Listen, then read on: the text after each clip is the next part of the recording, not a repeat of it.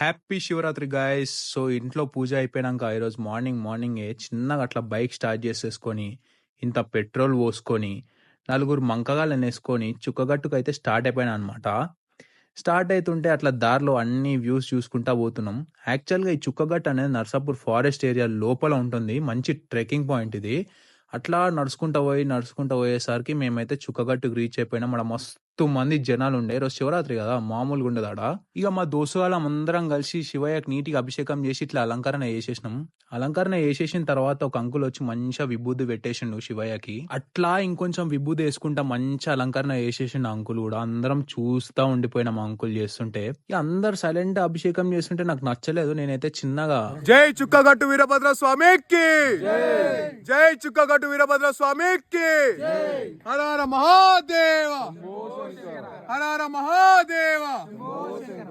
ఇక నేను ఒక్కసారి అట్లా అనేసరికి అందరు అలర్ట్ అయిపోయారు. తర్వాత మా శివయ్యని ఒక ర్యాండమ్ క్లిక్ అయితే తీసినాం. మస్తు వచ్చిండు.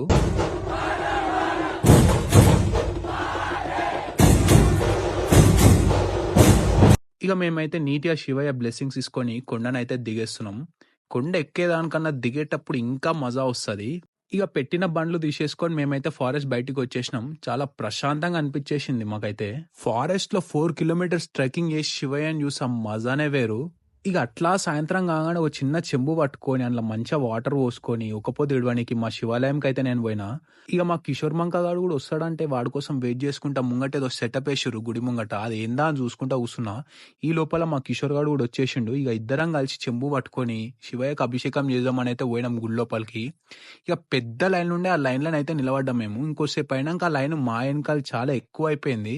ఎంతైనా ఒక లైన్‌లో మనం ముంగటుంటే ఆ మజానే వేరు. ఇక అట్లా లైన్‌లో నిలబడి దిక్కులు చూస్తా ఉంటే మా డాడీ బ్రో అయితే నాకు కనిపించేసిండు. మా డాడీని చూసి నేను షాక్ అయిపోయినా. నాకన్నా ముందు మా నాన్నగారే ఫస్ట్ ఉన్నారని చాలా ఖుషి అయిపోయినా. ఇక మేమైతే చూస్తా గర్భగుడి దగ్గరకైతే వచ్చేసినాం.